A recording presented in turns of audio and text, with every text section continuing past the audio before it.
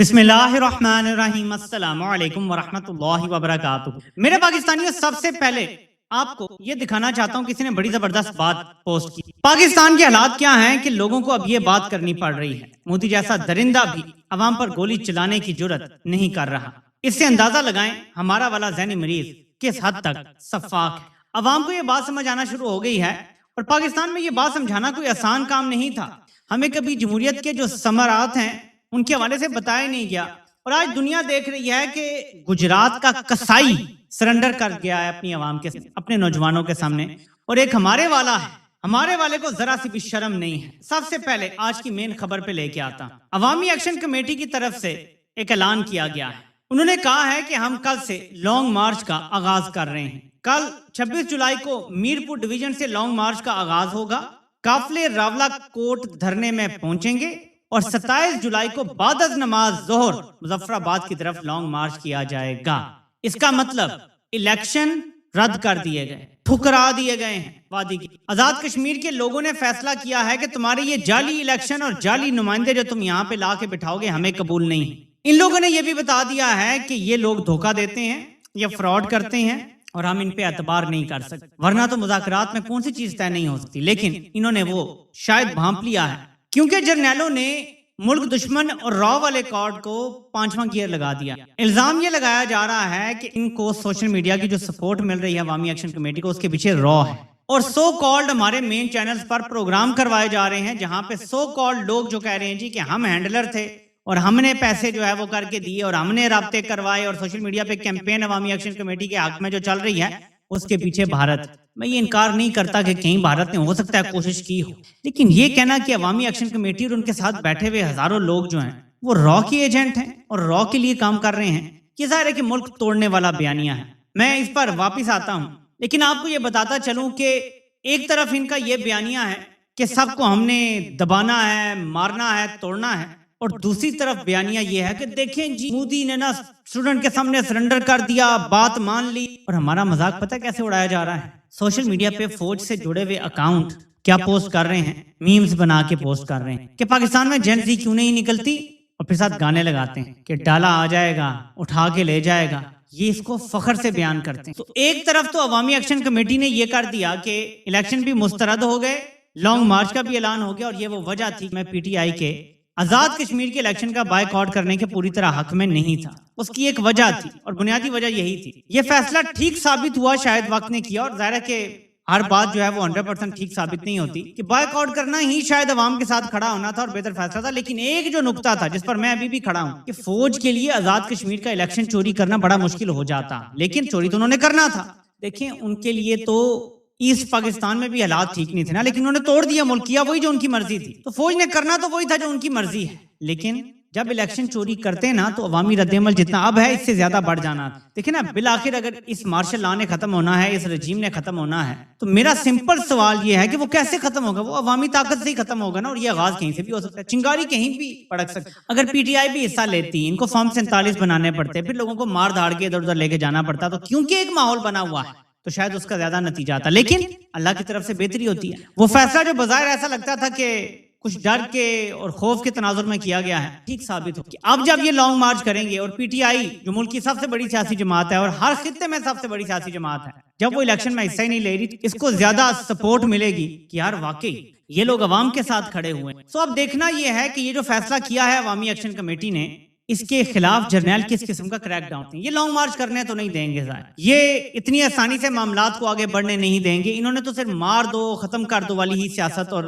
हरकतें सीख। तो पाकिस्तान के लिए मुश्किल वक्त शुरू होने वाला है। वहीं जहां पाकिस्तान के अंदर मुश्किल वक्त शुरू होने वाला है, आजाद कश्मीर में खुदा ना खास्ता कत्लो गारत का इम्कान है। खुदा ना खास्ता, अल्लाह ना करे कि ऐसा हो, अल्लाह ना करे कि अवामी एक्शन कमेटी की लीडरशिप को निशाना बनाया जाए, क्योंकि जर्नैलों की तारीख है कि वो लीडर्स को मार दिया करते हैं जो काबू नहीं आते, जजेस को मार देते हैं जो काबू नहीं आते, जिन्हें मार नहीं सकते उनको निशाने इबरत बनाना शुरू कर देते हैं। तो जाहिर है कि हालात ठीक नहीं है, हालात खराब हैं। ऐसे में आलमी सतह से कुछ खबरें आ रही हैं। ट्रंप ने इस चीज पे गौर करना शुरू कर दिया है जो आलमी मीडिया रिपोर्ट कर रहा है कि ईरान के ऊपर एक फैसला कुन जंग और उसका क्या तरीकाकार हो। उससे पहले कल उसकी मीटिंग हो चुकी है इसी जंग को बढ़ाने के हवाले से अपने ही जर्नैलों के साथ। یہ بات سب جانتے ہیں کہ ٹرمپ کا ہینڈلر کو اور نیتن یاہو کا نام بار بار آتا ہے. اور آج مجھے اس ٹاپک میں واپس آتا ہوں انشاءاللہ.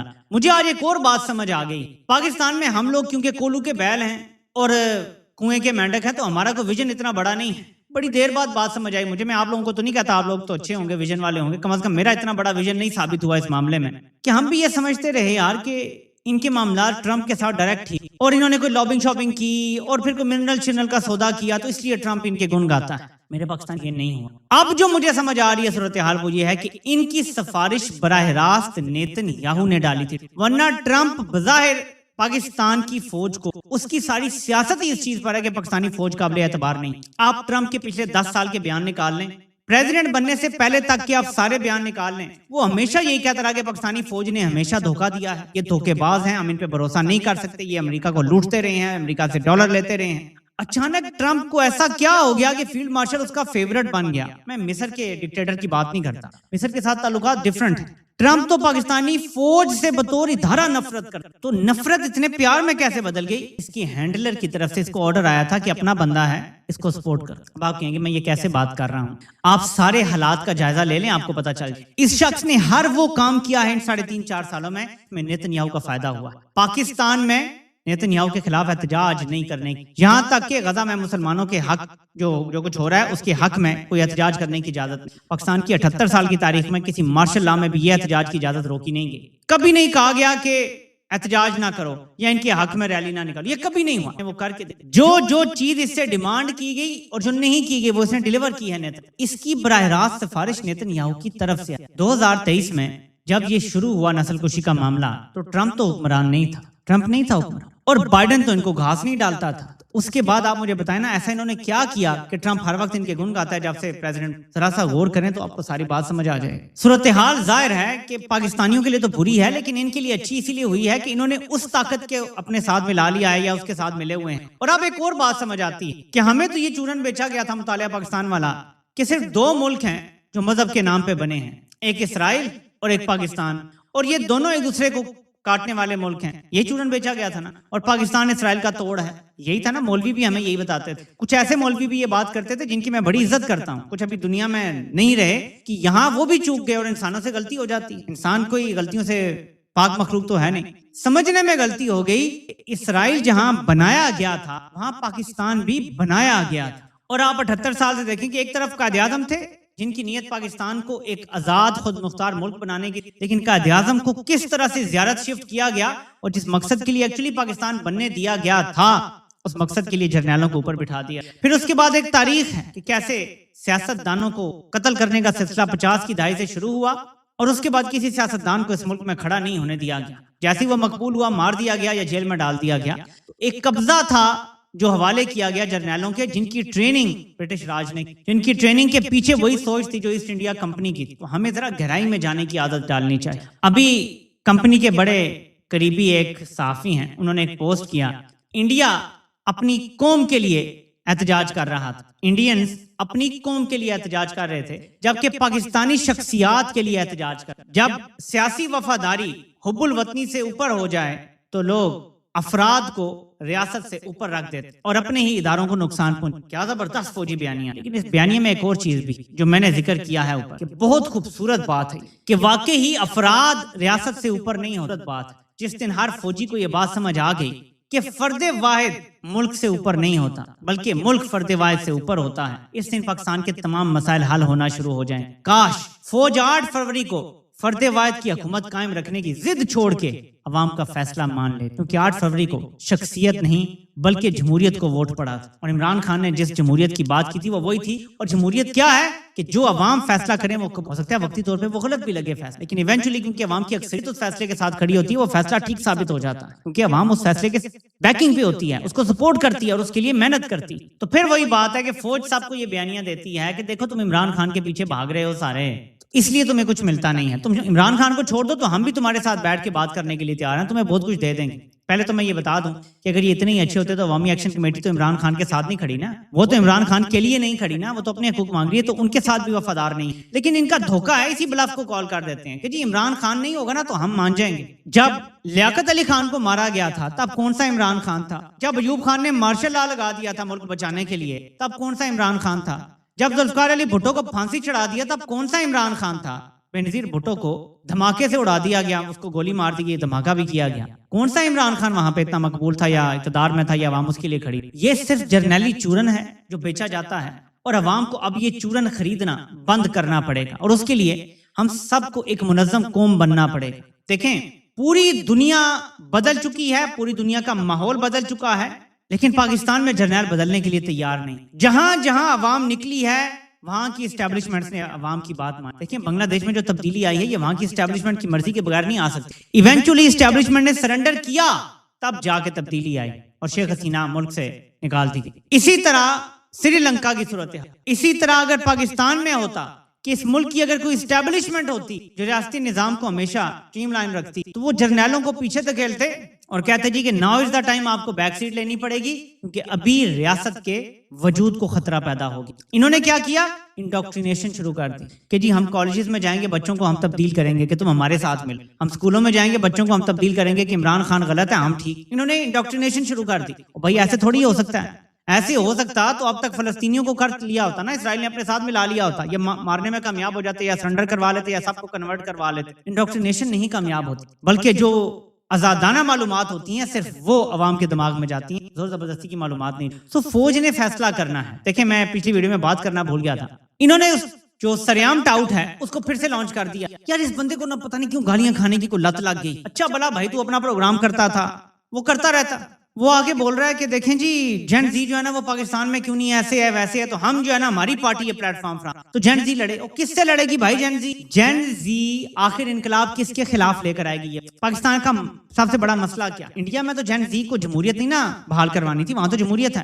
پاکستان کا تو پہلا مسئلہ یہ ہے کہ اقتدار پہ فوج بیٹھی ہوئی ہے، جمہوریت لانی ہے۔ تو پاکستان میں صرف جمہوریت تب آ سکتی ہے جب ہم عوامی فیصلہ مان لیں اور ہر بندہ یہ کہے کہ عوام نے اگر یہ فیصلہ کیا تو ہم نے اس کی عزت کر، اور اگر ابھی عوام کا فیصلہ عمران خان ہے تو پورے ملک کو اس کی عزت کر، اور پھر کوئی سریام ٹاؤٹ ہو یا دھتکارا ہوا سنگر ہو یا زیرو پہ آؤٹ کا ریکارڈ لگانے والا کوئی کرکٹر ہو، سب کو یہ ماننا پڑے گا کہ یہ عوام کی مرضی ہے اور ہمیں سب کو کے سامنے سرنڈر کر، اور جرنیلوں کو بھی یہ ماننا پڑے گا کہ اگر یہ عوام کی مرضی ہے تو انہیں بھی یہاں سرنڈر کرنا۔ یہ واحد حل ہے، اس کے علاوہ کوئی حل نہیں ہے۔ میں جتنی بھی صورتحال دیکھ رہا ہوں آج، بلکہ اتنے یہ بے شرم ہے، میں آپ کو روز پیٹرول ڈیزل کی قیمت بتاتا ہوں، آج بھی نوٹیفیکیشن آیا ہے، پتہ کیا آیا ہے؟ ہم آپ پہ بڑا احسان کر رہے ہیں کیونکہ آج چھٹی ہے تو تیل کی قیمتیں آج بھی منڈی میں کیونکہ تبدیل نہیں ہوئی تو اس لیے ہم بھی تبدیل نہیں کرتے۔ اب آپ پہ احسان جتایا جائے گا نوٹیفیکیشن نکال کے کہ شکر کرو آج ہم نے تیل کی، کس قدر بے شرم حکمران پاکستان کے اوپر مسلط ہیں، اور پاکستان کے اوپر یہ جو آفت آئی ہوئی ہے یہ بڑھتی جائے گی۔ اگر کسی کو لگتا ہے کہ جرنیلوں کے مسائل کم ہو جائیں گے، جرنیل بالآخر فتح کر لیں گے پاکستانیوں، بالآخر انہیں ڈالر مل جائیں گے تو حالات بہتر ہو جائیں گے، میں آپ کو لکھ کر دیتا ہوں نہیں حالات بہتر۔ جب تک رول آف لا نہیں ہوگا، جب تک آئین بحال نہیں ہوگا، جب تک عوام کی منشا کے مطابق ملک نہیں چلے گا، اب یہ ملک ان گورنبل ہو گیا۔ میں آپ کو بتا رہا ہوں یہ چیز اپنے دماغ میں کسائی ہے نا۔ آپ ذرا سوچیں کہ ایک وقت تھا کہ مودی کے اوپر امریکہ جانے پہ پابندی تھی، اس کے اوپر گجرات میں مسلمانوں کی نسل کشی کا الزام تھا۔ اس بندے کو آپ دیکھیں کہ رات کے ٹائم اس نے منہ اتنا بڑا سامنے رکھ کے نہ تو اس نے ویڈیو بنا ڈالی بچوں کو مخاطب کر کے کہ ہاں جی یہ بھی ایکشن لے رہے ہیں، وہ بھی کر رہے ہیں، دوستو سلام دوستو، وہ کرتا رہا۔ اس بندے میں بھی اتنی انسانیت تھی، ہمارے جرنیلوں میں یہ انسانیت نہیں ہے۔ ہمارے لیے لمحہ فکر کہ کس قسم کے لوگ تیار ہو رہے ہیں اس فیکٹری میں، یہ جو فیکٹری ہے جرنیلوں کی جہاں یہ کیڈٹ بنتے ہیں پھر آگے کپتان بنتے ہیں، یہ کیسی فیکٹری ہے کہ اس قسم کے انسان پیدا کر رہی ہے کہ ان کے سامنے مودی بھی شریف لگنا شروع ہو جاتا ہے۔ توبہ توبہ توبہ، مودی جیسا شخص اگر میں ان کی جگہ ہوتا تو جتنی ناکامیاں ہو چکی، وہاں تو ایک پرچہ لیک ہو گیا، وہاں پہ ایشو بنا جس خوشی کے کس نے خود نہیں مارا، یہاں تو دہشت گردی پچھلے 25-30 سال کی بلند ترین سطح پر ایک استعفیٰ نہیں آیا، اور پاکستانی عوام کو بھی فرق نہیں پڑتا کہ چلو یار کسی سے مانگ ہی لیں استعفیٰ، نہیں، اپنی مستی میں مگن ہے، خوش۔ تو دیکھتے ہیں میرے پاکستانیوں، ہم تو اپنی مستی میں مگن ہیں، لیکن آزاد کشمیر کے لوگ جو ہیں وہ ڈٹے ہوئے ہیں اور لانگ مارچ کا فیصلہ کر لیا ہے، اور میں صرف دعا کر سکتا ہوں کہ وہ ثابت قدم رہیں اور اللہ پاک ان کی حفاظت کرے، کیونکہ ہم لوگ صرف دعائی کرنے جوگے ہیں، ہم لوگوں میں اتنی ہمت نہیں۔ آپ سے انشاءاللہ پھر ملاقات ہوتی ہے۔ اللہ پاک آپ سب کا حامی و ناصر ہو۔ آپ سب کو سننے کا بہت بہت شکریہ۔